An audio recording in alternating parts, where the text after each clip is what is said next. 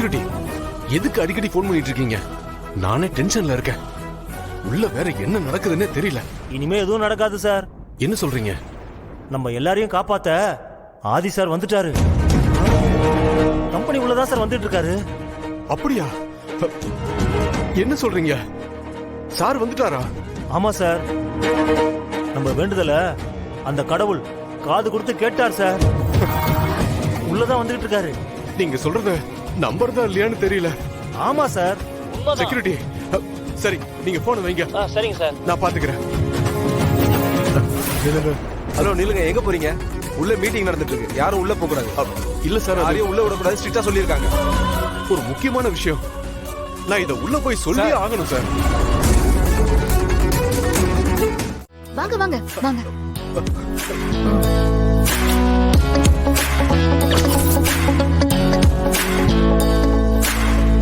வாங்க வாங்க.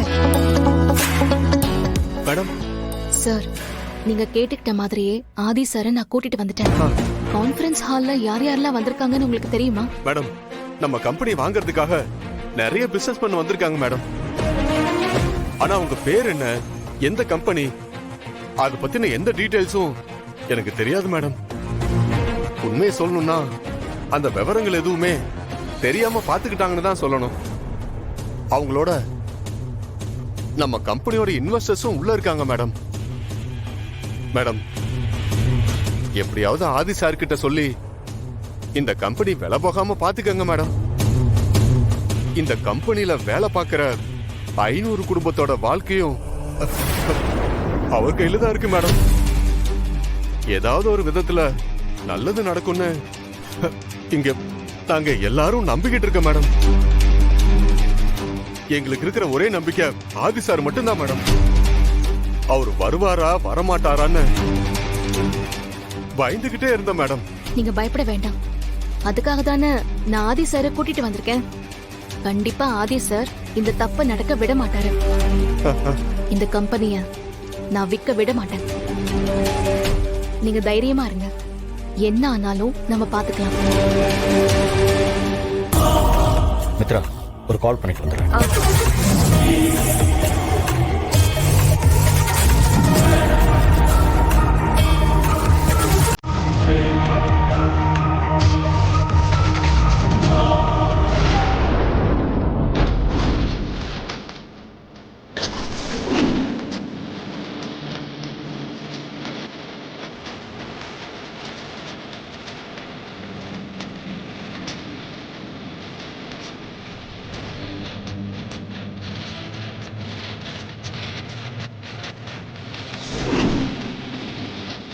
என்ன இது, கம்பெனியில் எல்லாம் அறகுறையாக இருக்கிற மாதிரி இருக்கு.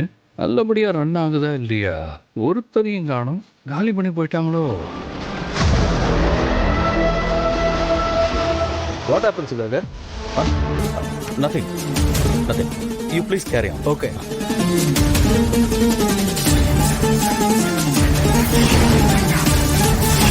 Offense.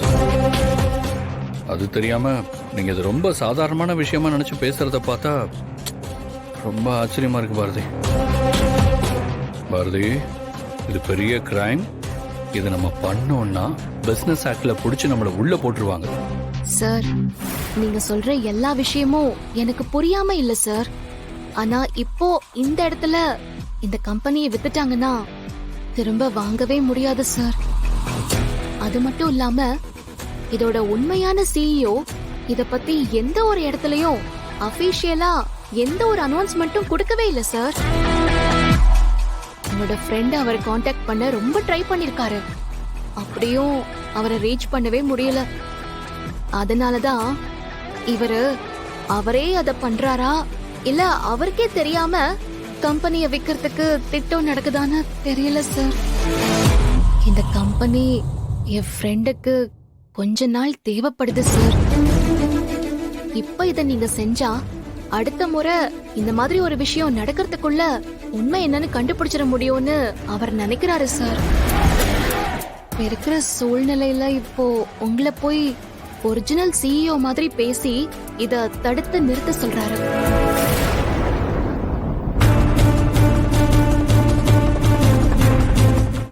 நானும் நீங்க அதை செய்யணும்னு நினைக்கிறேன் சார்.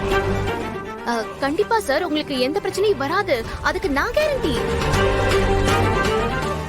ப்ளீஸ், இங்க இருக்கிற 500 குடும்பங்களுக்கு இப்போதைக்கு நீங்க தான் ஒரே வழி.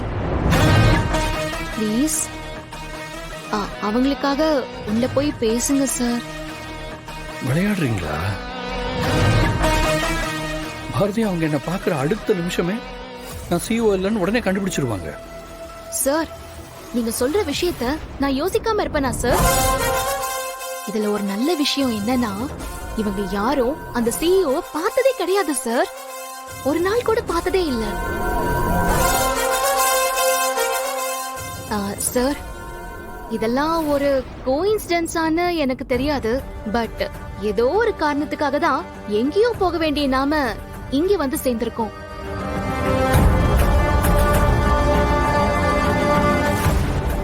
இதுல இன்னொரு ஆச்சரியமான விஷயம் என்னன்னா, இந்த கம்பெனியோட சிஇஓ பேர் கூட ஆதிதானா சார்?